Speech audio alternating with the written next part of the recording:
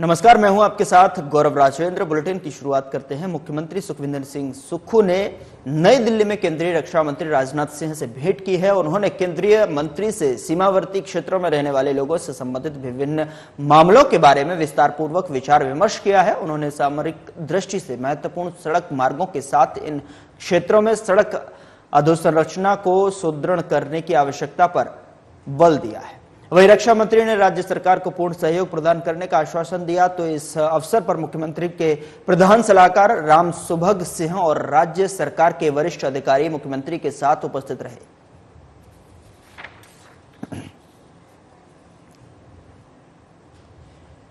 उधर मुख्यमंत्री सुखविंदर सिंह सुक्खू ने नई दिल्ली के द्वारका में निर्माणाधीन हिमाचल निकेतन का दौरा कर निर्माण कार्यों का निरीक्षण किया और साथ ही आपको बता दें कि अधिकारियों को इसका निर्माण कार्य समयबद्ध पूरा करने के निर्देश दिए। उन्होंने कहा कि हिमाचल निकेतन के निर्माण से हिमाचल वासियों को विभिन्न कार्यों के लिए राजधानी में ठहरने की सुविधा मिलेगी। इसके बनने से विशेषकर विद्यार्थियों को लाभ मिलेगा। इस 5 मंजिला भवन का निर्माण 57.72 करोड़ रुपए की लागत से किया जा रहा है। इस अवसर पर मुख्यमंत्री के साथ राज्य सरकार के वरिष्ठ अधिकारी भी उपस्थित रहे।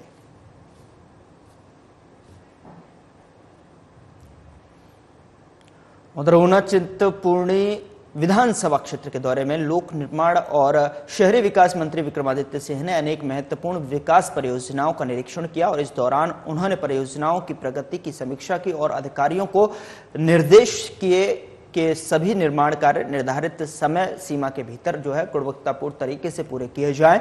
इस दौरे में चिंतपूर्णी के विधायक सुदर्शन सिंह बबलू भी उनके साथ रहे। वहीं मंत्री विक्रमादित्य सिंह ने कहा कि प्रधानमंत्री ग्राम सड़क योजना के चौथे चरण में प्रदेश को 4000 करोड़ रुपए की लागत के अतिरिक्त धनराशि प्राप्त होगी। ये धनराशि प्रदेश के 800 गांवों को बेहतर रोड कनेक्टिविटी सुनिश्चित बनाने पर व्यय की जाएगी। इसके साथ ही विक्रमादित्य ने कहा कि राज्य सरकार हिमाचल के हितों को केंद्र सरकार के समक्ष पूरी मजबूती से रख रही है। मैंने अपने विभाग के अधिकारियों से भी उसके बारे में बात करी है, एडवोकेट जनरल से भी उसके बारे में बात करी है, जो हमारे मसले को कोर्ट में रखते हैं। उनसे डिटेल्ड उसमें रिपोर्ट ली जाएगी, क्या ऑब्जर्वेशंस है, और निश्चित तौर से अगर ऐसा कुछ उसमें पाया जाता है तो उसके ऊपर कार्रवाई करवाई जाएगी। मैं अपने विभाग में किसी भी तरीके की लापरवाही, किसी भी तरीके का भ्रष्टाचार और किसी भी तरीके की कोई कोताही बर्दाश्त नहीं करूंगा। निश्चित तौर से जैसे ही रिपोर्ट आएगी वैसे ही उसके ऊपर एक्शन लिया जाएगा।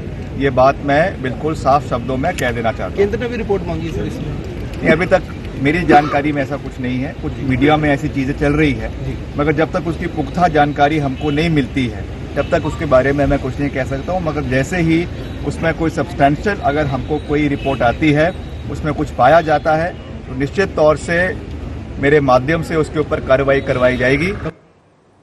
घुमारवीं में पूर्व खाद्य आपूर्ति मंत्री राजेंद्र गर्ग ने प्रेस कॉन्फ्रेंस की। इस दौरान मीडिया को भेजे गए लीगल नोटिस और क्रूज घोटाले की जांच न करवाने पर भड़के पूर्व मंत्री राजेंद्र गर्ग ने कहा कि क्रूज मामले को लेकर प्रेस वार्ता में उन्होंने जो आरोप लगाए हैं उन पर वो अडिग हैं। उन्होंने कहा कि हम जांच को तैयार हैं, लेकिन मीडिया के लीगल नोटिस वापस लो। वहीं गर्ग ने कहा कि मीडिया में वही बात लिखी गई है जो उन्होंने पत्रकार वार्ता में कही थी और मीडिया का यही काम है कि वो स्वतंत्रता से बात को लोगों के समक्ष रखे। और लेकिन तकनीकी शिक्षा मंत्री ने उस बात पर उनके साथ साथ मीडिया को भी लीगल नोटिस भेज दिया। उन्होंने कहा कि नोटिस भेजना लोकतंत्र का प्रहार है और सरकार में घुमारवीं से मंत्री ने प्रेस की स्वतंत्रता पर अटैक किया है। गर्ग ने चिताया कि यदि मीडिया को दिए नोटिस वापस नहीं लिए तो बीजेपी सड़कों पर उतरेगी और कांग्रेस सरकार की कारगुजारियों को जन जन तक पहुंचाएगी। शिमला में जो प्रेस कॉन्फ्रेंस हुई थी, जिसमें प्रदेश सरकार के एक अधिकारी और प्रदेश सरकार के एक मंत्री के ऊपर लेन देन का आरोप लगा था और वो बातें अखबारों में छपी, उसके कारण स्थानीय मंत्री राजेश धर्माणी जी ने यहाँ पत्रकारों को लीगल नोटिस भिजवाने का जो काम किया उसकी हम कड़ी निंदा करते हैं। पत्रकार जगत अपने आप में लोगों तक सब प्रकार की खबरें पहुँचाने का काम स्वतंत्र रूप से करते हैं अगर इनकी आवाज़ को, इनकी कलम को दबाया जाएगा तो जो लोकतंत्र का हमारा चौथा स्तंभ है उसका भारी नुकसान होगा। इसलिए हमने ये मांग की है सरकार से कि सरकार को उल्टे पांव न चलते हुए सीधे पांव चलते हुए जो आरोप लगे हैं उनकी निष्पक्षता के ऊपर जांच कराई जाए। खाद्य सुरक्षा विभाग ने त्योहारी सीजन के दौरान जिला कांगड़ा में चलाई गई विशेष मुहिम के तहत बैजनाथ, महाकाल और पपरोला आदि क्षेत्रों में औचक निरीक्षण किया और इस निरीक्षण के दौरान लगभग 150 किलो मिठाइयों को नष्ट किया गया जो कि खाने योग्य नहीं पाई गई थी। बता दें कि खाद्य सुरक्षा विभाग के सहायक आयुक्त डॉक्टर सविता ठाकुर ने बताया कि निरीक्षण के दौरान जो मिठाइयां और अन्य खाद्य पदार्थ FSSAI के मानकों के अनुसार खरा नहीं पाए गए उन्हें नष्ट करवा दिया गया है। उन्होंने बताया कि इन मिठाइयों के खाने से लोगों के स्वास्थ्य को नुकसान पहुंच सकता था। इस औचक निरीक्षण के दौरान 15 सैंपल भी लिए गए जिसमें पनीर, खोया, गुलाब जामुन, बर्फी आदि शामिल हैं। उन्होंने बताया कि मिठाइयां नष्ट कराई गई हैं, उनमें रसगुल्ला, गुलाब जामुन, चमचम आदि शामिल है।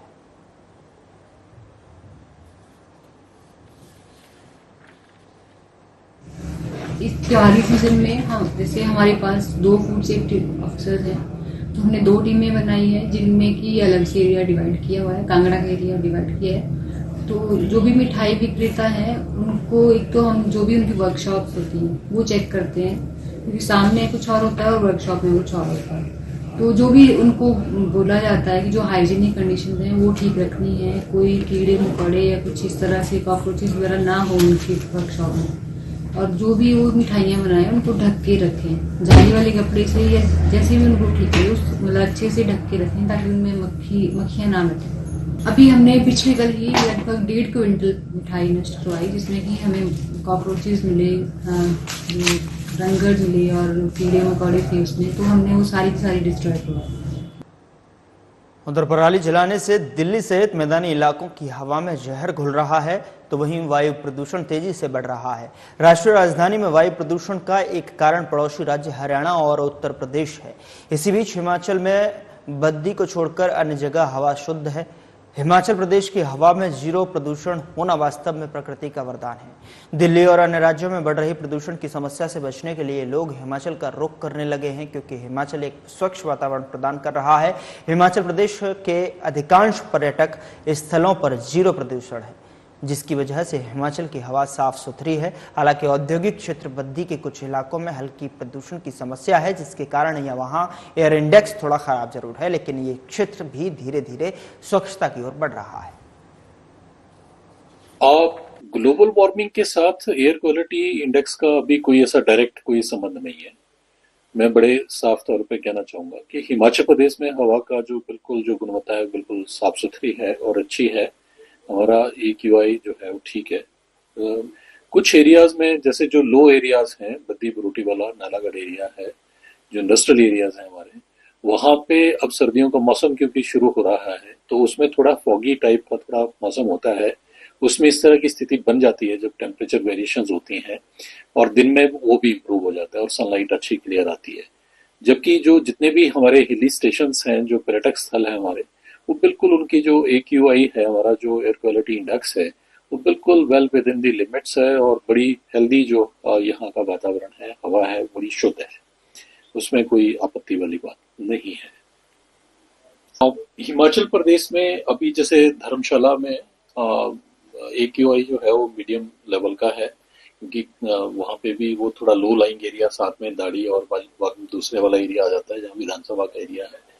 और कुल्लू मनाली में बहुत अच्छा इस वक्त है। Shimla is also very good. उधर सिरमौर जिले के विधानसभा क्षेत्र पश्चाद के विकासखंड राजगढ़ के अंतर्गत आने वाली चौग और टाली पंचायत के झागन गांव में स्थित प्राचीन नरसिंह भगवान के मंदिर में आज शांत महायज्ञ संपन्न हुआ। इस शांत मौर्य के मूल क्षेत्र के हजारों श्रद्धालुओं ने भाग लिया और नरसिंह भगवान का आशीर्वाद प्राप्त किया। बता दें कि गांव के स्थानीय निवास नील कमल शर्मा ने जानकारी देते हुए बताया कि पिछले काफी समय से मंदिर का जीर्णोद्धार का कार्य चला हुआ था और आज ये कार्य कोरोना स्थापना के साथ पूर्ण हो गया है। 3 दिवसीय शांत महायज्ञ में पहले 3 जो है देवता को चूड़धार स्थान के लिए ले जाया गया। दूसरे दिन और देवता की आज जो वापसी। है कुरुड़ और शांत महायज्ञ का आयोजन किया गया, जिसमें असंख्य लोगों ने भाग लिया है। तो इस मंदिर के इतिहास के बारे में हम जानना चाहेंगे। मंदिर का इतिहास यहाँ हमारे क्षेत्र में पन्हारा गांव पड़ता है। तो ऐसा लगता है कि ऐसा जैसे मालूम है हमें बताया गया है कि भाई कभी उस गांव में जो है बाढ़ आ गई थी, जिसके कारण वो गांव जो है वो बह गया था। लेकिन एक मूर्ति जो है वहाँ पे रह गई थी और किसी बच्चे को मूर्ति मिली। वो बच्चा उससे खेलता हुआ पाया गया। जब किसी ने देखा तो वहाँ से उस मूर्ति को जो है दीदक सनियों ले गए, फिर दीदक ले गए और फिर क्योंकि हम उनके हिमाचल प्रदेश में मानसून की विदाई के बाद सूखे की स्थिति बनी हुई है। प्रदेश में कुछ क्षेत्रों में भले ही हल्की बारिश हुई है, लेकिन अधिकांश क्षेत्रों में बदरा नदारद ही रहे हैं। देखिए, अभी जो है मानसून का विड्रॉल हमारे पास 2 अक्टूबर को हुआ था। उसके बाद जो है हम जो ऑलमोस्ट देखेंगे कि पूरे हिमाचल प्रदेश में छुटपुट 1-2 बार बारिश हुई है, कोई और बारिश नहीं हुई है। आमतौर पर हमारे पास ड्राई वेदर ही प्रिवेल कर रहा है और कोई भी क्लाउडीनेस कंडीशन नहीं है हमारे पास। तो ये सिचुएशन लगभग आप देखेंगे कि लगभग 10 से 12 दिनों से पुराने दिनों से चल रही है और आगे आने वाले जो आपके 1 हफ्ते हैं उसमें भी हमारे पास ऐसे कोई वेदर सिस्टम जैसे कि WD अप्रोच नहीं कर रहा है जिससे कोई वेदर एक्टिविटी हो। तो जो अभी वेदर प्रिवेल कर रहा है, सिमिलर कंडीशन हमारे पास अगले 5 दिनों तक लगभग प्रिवेल करेगी। दिन के टाइम में आपके पास आसमान साफ रहेगा और धूप निकली रहेगी और जो सवेरे और शाम के टाइम में है थोड़ा तापमान में आपके पास। फिलहाल बुलेटिन में इतना ही। नमस्कार।